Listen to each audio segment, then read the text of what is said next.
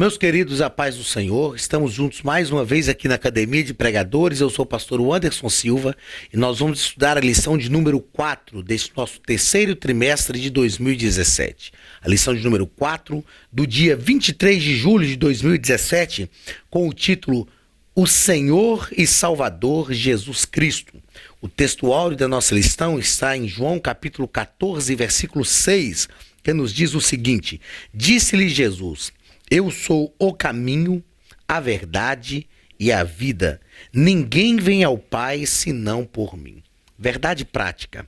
Cremos no Senhor Jesus Cristo, o Filho unigênito de Deus, plenamente homem e único Salvador do mundo. Os objetivos da nossa lição. Objetivo geral: explicar por que cremos que Jesus é o Filho unigênito de Deus e plenamente homem. Objetivos específicos: primeiro, compreender que Jesus é o Filho unigênito de Deus. Segundo, mostrar a deidade do Filho de Deus. E terceiro, apresentar a humanidade do Filho de Deus. O ponto central da lição nos diz que cremos que Jesus é o Filho unigênito de Deus e plenamente homem. Na nossa lição nós vamos tratar hoje daquilo que nós chamamos de união hipostática. Vem de hipostasis, do grego, ou seja, duas personalidades habitando em uma só pessoa. A personalidade humana e a personalidade divina. E como eu disse na aula passada, assim como a questão da triunidade é uma questão um tanto quanto difícil de compreensão pela lógica humana, né? Mas a união hipostática de Cristo é real, verdadeira. Ele foi Deus que viveu a humanidade plena. Leitura bíblica em classe. Evangelho escrito por João, capítulo 1, do versículo 1 ao versículo 14. O texto bíblico nos diz da seguinte forma: No princípio era o Verbo, e o Verbo era Deus, e o Verbo estava com Deus, e o Verbo era Deus. Ele estava no princípio com Deus. Todas as coisas foram feitas por ele, e sem ele nada do que foi feito se fez. Nele estava a vida, e a vida era a luz dos homens. E a luz resplandece nas trevas, e as trevas não a compreenderam. Houve um homem enviado de Deus, cujo nome era João. Este veio para testemunho, para que testificasse da luz, para que todos crescem nele. Não era ele a luz, mas veio para que testificasse da luz. Ali estava a luz verdadeira, que alumia a todo homem que vem ao mundo. Estava no mundo, e o mundo foi feito por ele, e o mundo não o conheceu. Veio para o que era seu, e os seus não o receberam.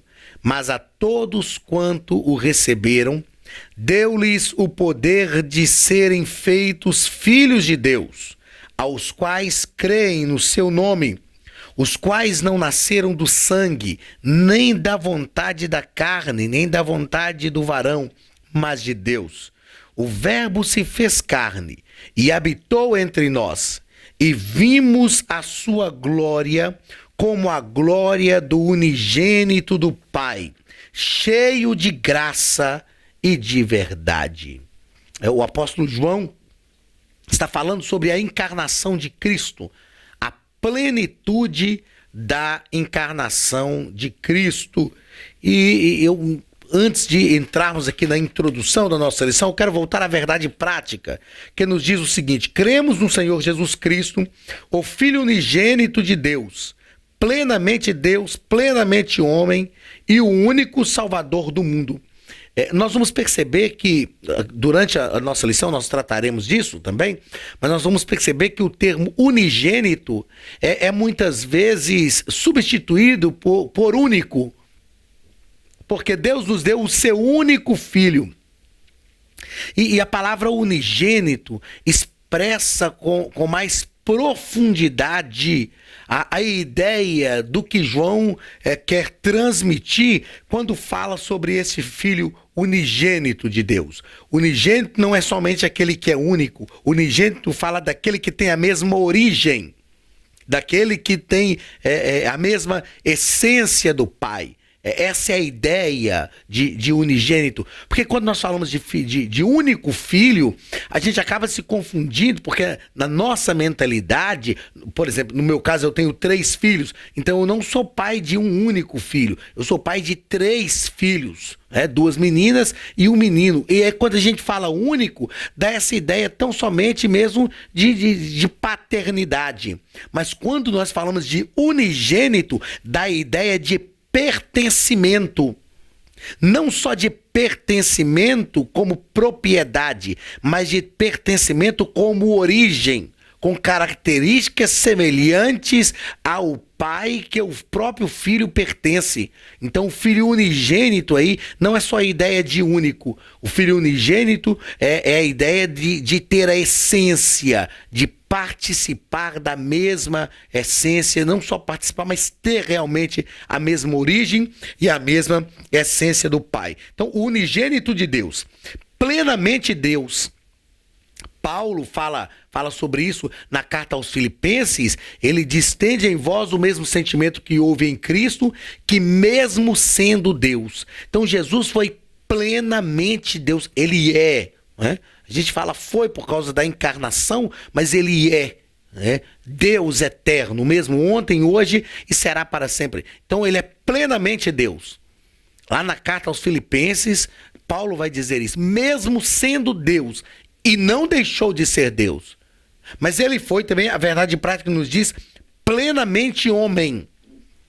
Eu sei que a gente aprendeu a ouvir a seguinte expressão: Jesus foi 100% homem e 100% Deus, para falar principalmente do momento que ele esteve encarnado.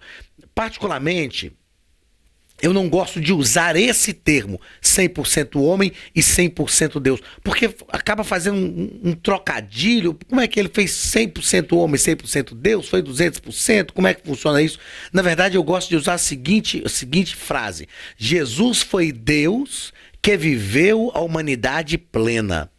Ele não deixou de ser Deus, mas ele viveu a humanidade na sua plenitude. E esta é a ideia de encarnação. Esta é a ideia de viver totalmente o propósito daquilo para o qual ele se deu. Ele se deu para viver como homem.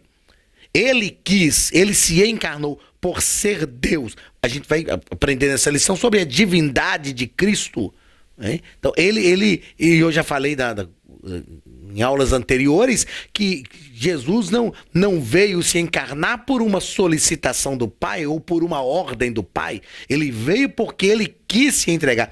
Era uma ação de Deus em prol da salvação do ser humano, e Jesus sendo Deus trinitário, né? Deus está agindo trinitariamente. Já falamos disso aqui na aula anterior. Ele estava agindo trinitariamente, então ele se deu para salvar a humanidade. Então, voltando à verdade prática, cremos no Senhor Jesus Cristo, o Filho unigênito de Deus, aquele que tem a mesma essência, a mesma origem, plenamente Deus, divindade, plenamente homem, plenitude de encarnação e único Salvador do mundo.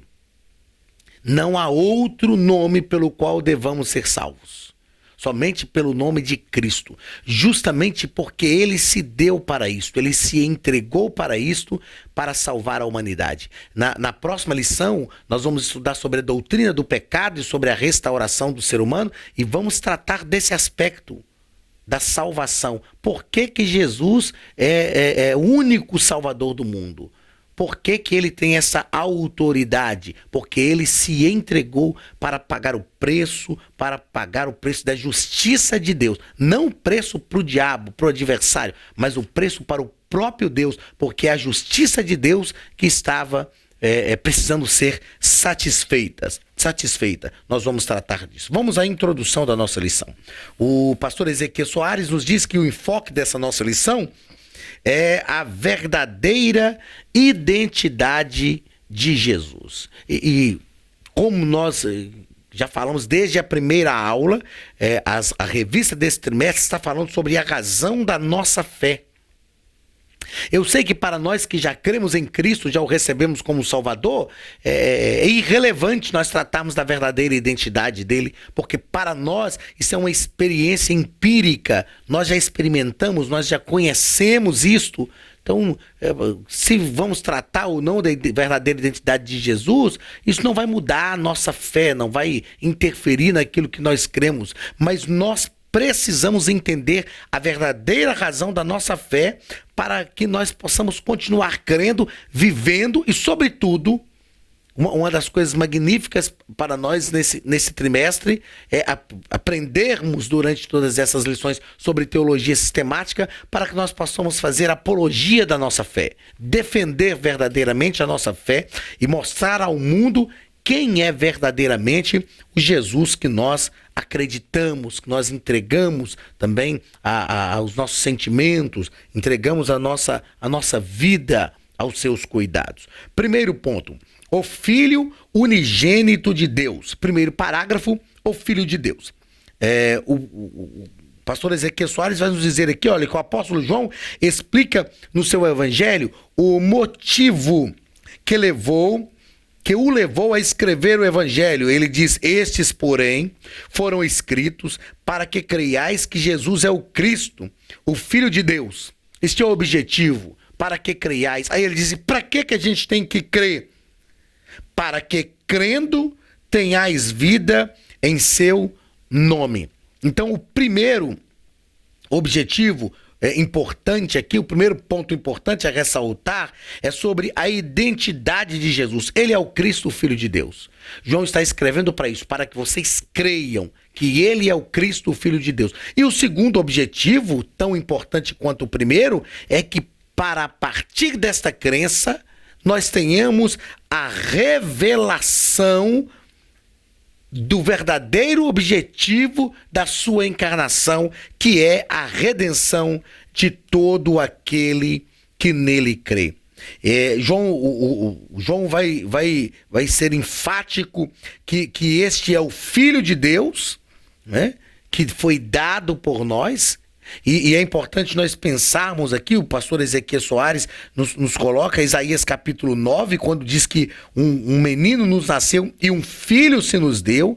Ele faz aqui uma interpretação hermenêutica magnífica de Isaías capítulo 9. O nosso comentarista, pastor Ezequiel Soares, faz isso porque ele deixa claro o seguinte: o menino nasceu, mas o filho, segundo a palavra profética, não nasceu. O filho foi dado. O menino nasceu por causa da encarnação, mas o filho não nasceu. O filho já existia, ele já é pré-existente. E pensando no filho aqui, não nessa submissão hierarquizada, como nós já falamos que não existe na Trindade. É lógico que Jesus, enquanto encarnado, estava submisso à vontade do Pai, demonstrando então essa submissão de filiação. Mas ele estava submisso à vontade do Pai, demonstrando essa relação de submissão devido à filiação, porque ele quis fazer isto. Como Deus, ele quis fazer isto.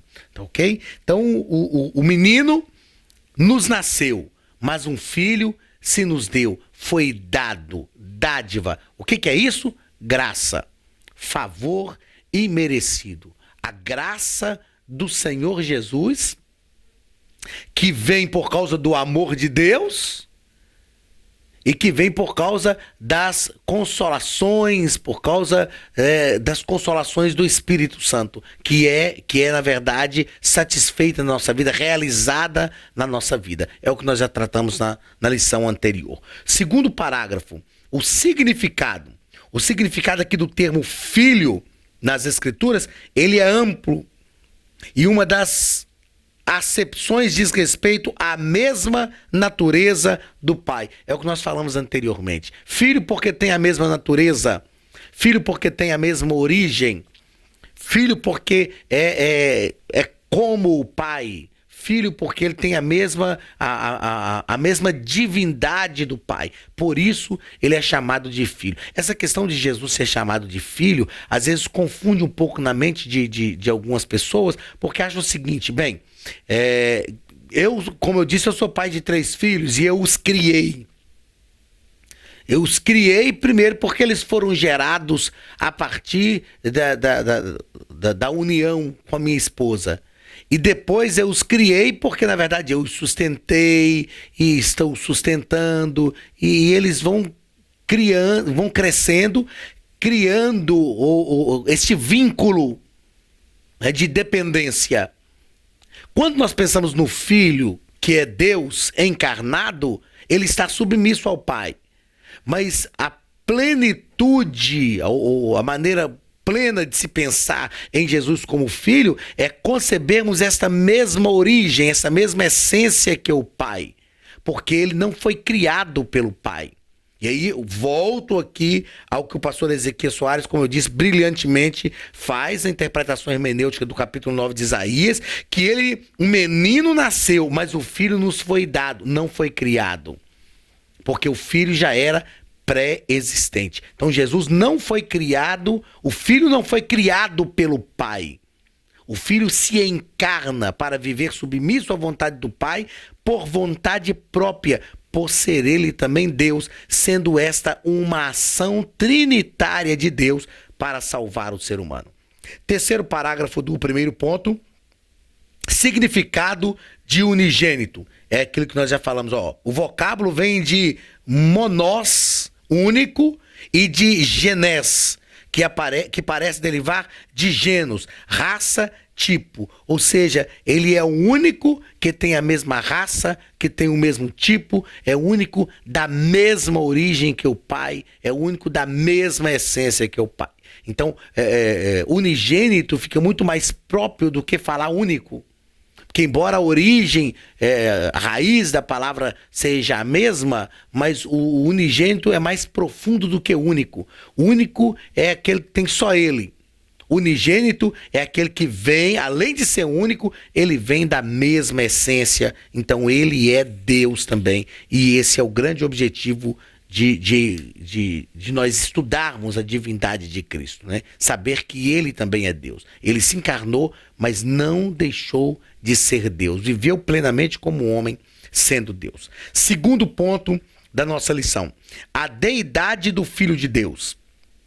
Primeiro parágrafo, o verbo de Deus. A leitura bíblica em classe. No princípio era o verbo.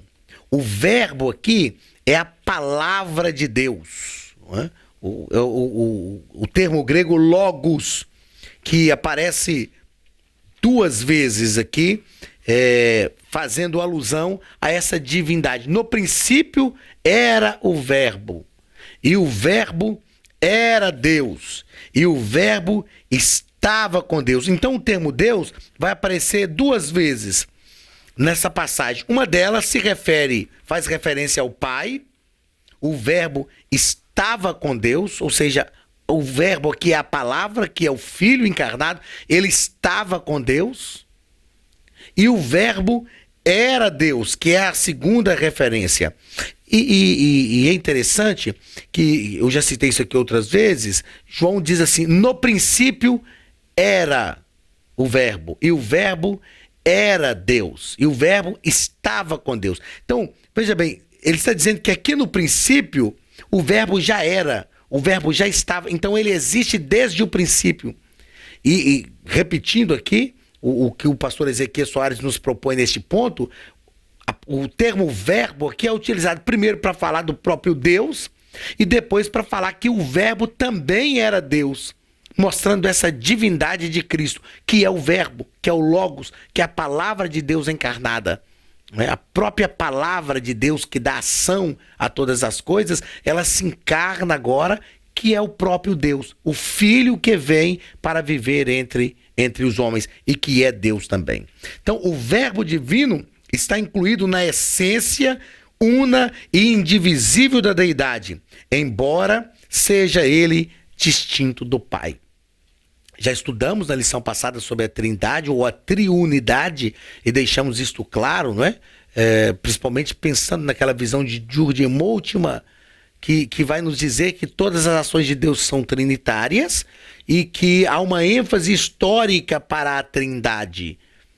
Então, o Antigo Testamento, a ênfase histórica é para o Pai, o Novo Testamento para o Filho que está aqui agora encarnado, mas que é Deus também, que é uma pessoa, tem personalidade, vontade, intelecto e emoção. E nos nossos dias, a ênfase histórica para a Trindade está sobre o Espírito Santo, que também é uma pessoa que tem vontade, intelecto e emoções. Então, o que nós demonstramos aqui neste primeiro parágrafo é que o Verbo de Deus é também Deus. Segundo parágrafo, reações à divindade. Então, é digno de nota aqui que tanto Paulo quanto João, assim como os demais judeus, foram criados num contexto monoteísta, e eles deixaram claro essa ideia da divindade. Mais uma vez a gente fala aquilo que tratamos na lição passada, a divindade, a crença judaica para a divindade é monoteísta, um só Deus, mas formado por 3 pessoas distintas. Quando nós falamos aqui que o Pai é Deus, o Filho é Deus, o Espírito é Deus, isso não quebra essa ideia essa ideia monoteísta, porque nós não estamos crendo em 3 deuses, estamos crendo em um só Deus formado por 3 pessoas. Então, tanto Pedro quanto Paulo, que é citado aqui neste ponto pelo comentarista da lição, eles não admitiam em hipótese alguma outra divindade, senão só e somente só o Deus de Israel, Javé, Yahweh, Jeová, o Deus de Israel. Porém, esse Deus é composto de forma trinitária. Falamos já disso também, que a própria ideia de Deus, o próprio nome de Deus, traz essa ideia de pluralidade, apontando para a divindade do Filho e a divindade também do Espírito Santo, que nós vamos estudar já na próxima lição, quando estudaremos sobre a identidade do Espírito Santo. O terceiro parágrafo desse segundo ponto vai nos falar sobre o relacionamento entre o Pai e o Filho. Então, existe uma relação, e que o pastor Ezequiel Soares nos coloca aqui nos comentários, que é uma relação bipartida, provando que tanto o Pai quanto o Filho existe de forma distinta, como pessoas, são personalidades distintas, porém estão unidos nessa trindade. Há uma relação entre o Pai e o Filho. Então, essas expressões bipartidas provam que o Pai e o Filho são o mesmo Deus, possuindo a mesma substância, mas são diferentes na forma e na função, não em poder e em majestade. São diferentes na forma e na função. Entendendo que cada um com a sua função age dentro de uma mesma ação trinitária. É muito próprio a gente observar essa questão da diferença de função no projeto de salvação. Quando a gente leciona soteriologia, a gente ensina o seguinte: o plano de salvação, o projeto salvífico é um plano do Pai, que é executado pelo Filho e que é consumado em nossa vida pela ação do Espírito. Agora, perceba que essas ações são funções diferentes. É um projeto do Pai, desde a eternidade, porque a Bíblia diz que Jesus é o Cordeiro morto antes da fundação do mundo. É executado pelo Filho, que não executa só. O Filho não executa sozinho este projeto. O Pai estava com ele, o Espírito estava com ele, fortalecendo, capacitando, enquanto na sua encarnação. E é consumado em nossa vida através do Espírito. Veja bem que se faltar qualquer uma dessas ações trinitárias aqui, qualquer uma das ações de uma dessas pessoas da Trindade, a salvação não se consuma. Se não fosse o projeto estabelecido por Deus, não teríamos salvação. Se não fosse a execução deste projeto através do Filho, não seríamos salvos. Se não fosse a consolidação deste projeto na nossa vida através do Espírito, nós não seríamos salvos também. Então veja que aqui não tem cada uma das pessoas da Trindade agindo de forma isolada. Não, está agindo de forma distinta, mas em prol de um só projeto. Repito o que Moltmann disse, Jürgen Moltmann: as ações de Deus são trinitárias, para que os projetos de Deus se consumem, para que os projetos de Deus se realizem. A ação de Deus é sempre trinitária. Então essa relação entre o Pai e o Filho existe, ela é clara na Bíblia e deixa claro também essa participação na divindade. O mesmo poder, a mesma autoridade, a mesma majestade, funções distintas, ações diferentes dentro de um projeto que é o projeto divino. Terceiro ponto, vai falar sobre a humanidade do Filho de Deus. O primeiro parágrafo: e o verbo se fez carne. João capítulo 1 e versículo 14. A encarnação do verbo significa então que Deus assumiu a forma humana. Lucas vai nos dizer, Lucas 2:52, vai nos dizer que Jesus crescia em graça diante de Deus e dos homens, em graça e sabedoria diante de Deus e dos homens. Ele foi homem pleno. Ele sentiu fome, teve sede, sentiu sono, ele sentiu cansaço. O pecado tinha que ser vencido por ele, e só ele podia vencer o pecado para satisfazer a justiça humana. Então ele se encarnou para vencer o pecado por nós, porque o pecado tinha que ser vencido por um homem. E todos os homens estavam debaixo do pecado e não tinham condições de vencer o pecado. Desde Adão, pecador, desde o pecado de Adão, todos os homens foram presos pelo pecado, estavam escravizados pelo pecado. E para libertar os homens, era preciso que um homem vencesse o pecado. E Cristo vem como esse homem. Paulo entende muito bem isso e chama Jesus de segundo Adão. E ele diz que o primeiro Adão pecou, mas o primeiro viveu sem pecado. O primeiro Adão foi homem, o segundo Adão também foi homem. Eu estava falando disso esses dias, ministrando uma aula e dizendo que Adão pecou num ambiente totalmente favorável para que ele não pecasse. Ele estava no jardim, no Éden, livre do pecado, embora a serpente estivesse lá, mas todo o ambiente era favorável para ele não pecar, e ele pecou. Jesus tinha um ambiente todo favorável para o pecado. Lugares inóspitos, difíceis, e Jesus, mesmo vivendo num ambiente favorável ao pecado, diferentemente de Adão, ele escolheu não pecar pela sua submissão à vontade do Pai. Quando nós pensamos nessa encarnação e nessa plenitude da encarnação, Jesus vivendo plenamente como homem, vem-nos à mente uma pergunta: por que era necessário Deus se encarnar? Eu já ouvi algumas respostas, e a principal delas, a que a gente mais ouve, é que era necessário Deus se encarnar para que Deus conhecesse o que nós sentimos, para que Deus passasse pelo que nós passamos, tendo em vista que Jesus é o nosso advogado, é aquele que intercede por nós. E eu já vi as pessoas pregando e dizendo que quando nós falhamos e pedimos perdão, o Filho intercede por nós, dizendo: Pai, eu entendo o que ele está passando, porque eu passei também. Então, assim, na maioria das vezes o que a gente ouve dizer é que Jesus se encarnou para que Deus soubesse o que a gente passa como ser humano.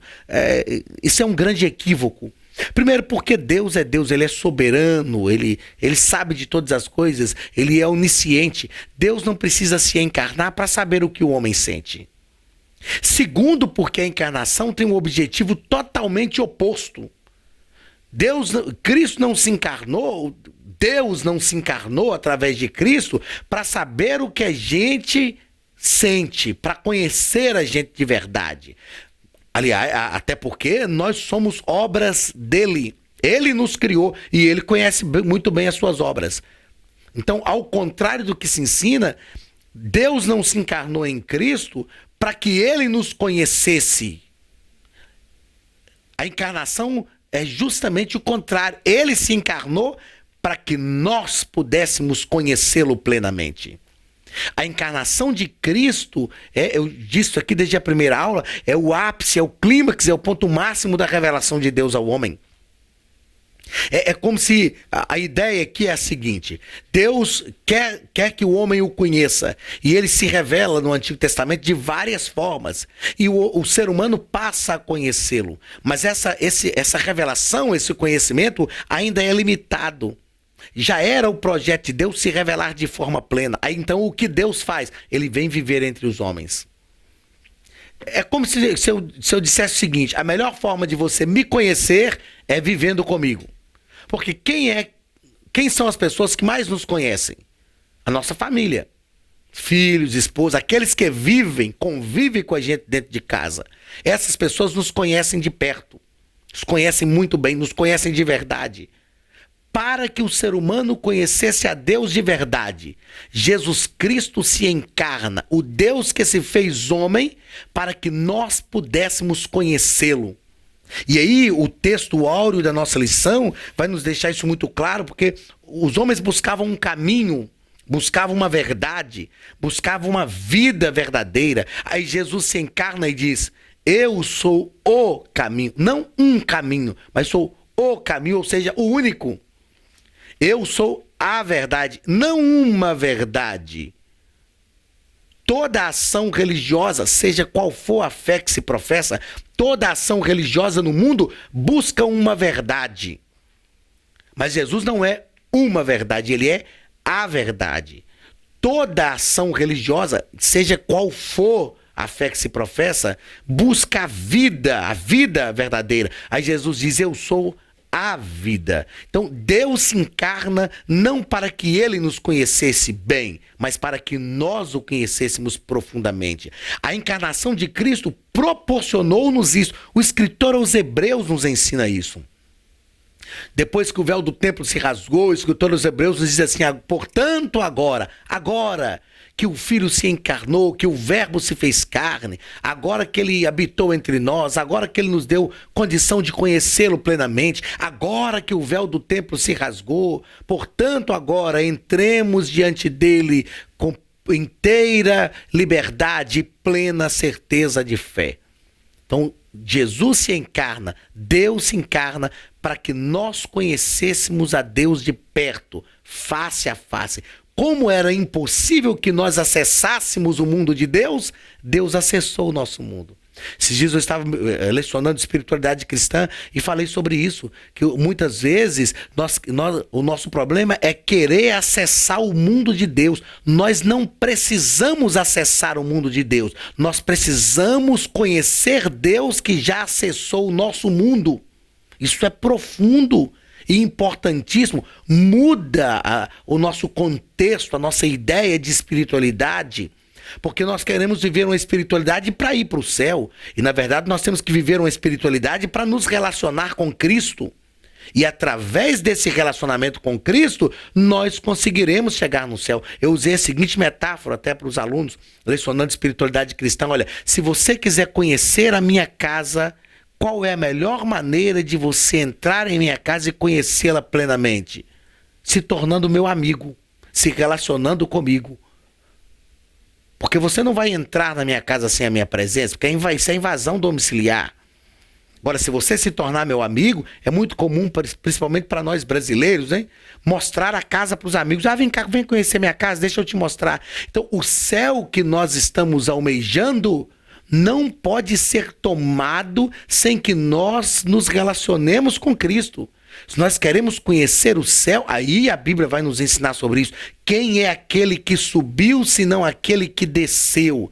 Ele desceu, ele se encarnou para isso, para nos mostrar a verdadeira face do Pai e nos introduzir na casa do Pai. Aí a palavra de Deus diz que nós somos herdeiros de Deus e co-herdeiros com Cristo. Por que somos co-herdeiros? Porque através de Cristo, ele conhece plenamente o céu, porque ele veio de lá. Então, através de Cristo, nós temos acesso ao céu, mas para termos verdadeiro acesso ao céu, nós precisamos nos relacionar com ele, porque ele é a plenitude da revelação de Deus. Segundo parágrafo do terceiro ponto, Jesus tinha características humanas. cresceu, teve crescimento físico, intelectual, ele sentiu fome, sede, sono, cansaço, sentiu dores, sentiu cortar na sua própria carne, ele viveu aquilo que todos os homens do seu tempo viveu numa cultura. Aos 12 anos ele estava no templo para participar da cerimônia do Bar Mitzvah, que era a inserção na vida religiosa. Ele cumpriu todos os preceitos que a sociedade do seu tempo tinha que cumprir. Então Deus tornou-se homem, trazendo o perdão de nossos pecados e cumprindo ele mesmo a lei que promulgara. Então ele torna-se homem, havia um preço a ser pago, porque Adão pecou contra Deus, quebrou a ordem de Deus e feriu a justiça de Deus. Então a justiça de Deus tinha que ser satisfeita. Mas quem poderia satisfazer a justiça de Deus? Quem tinha essa condição de satisfazer a justiça de Deus? Ninguém.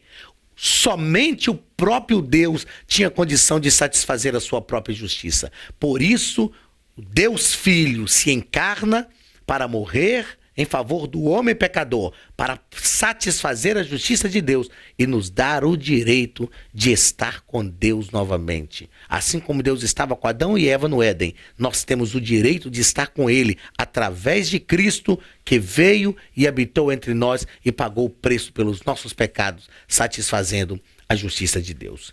Muito bem, querido. Chegamos ao final da nossa aula. O nosso desejo é que você compreenda muito bem o senhorio de Cristo, a ação de Cristo como Salvador, que você compreenda muito bem Jesus como unigênito de Deus, aquele que tem a mesma essência, que você compreenda muito bem a divindade de Cristo, mas também a sua humanidade. É muito importante compreendermos a humanidade de Cristo para entendermos o verdadeiro papel, a verdadeira ação do Senhor Jesus para nos salvar e nos resgatar. Se compreendermos a humanidade de Cristo, se compreendermos bem a sua divindade, nós saberemos que esse Deus homem, ele se coloca ao nosso lado para nos projetar para a divindade que ele é peculiar. Ele assume a nossa vida para que nós possamos ter direitos a assumir aquilo que ele tem para nós no porvir, no momento escatológico, estarmos para sempre com o Senhor. Que Deus te abençoe e que Jesus seja verdadeiramente relevante na tua vida, em nome de Jesus.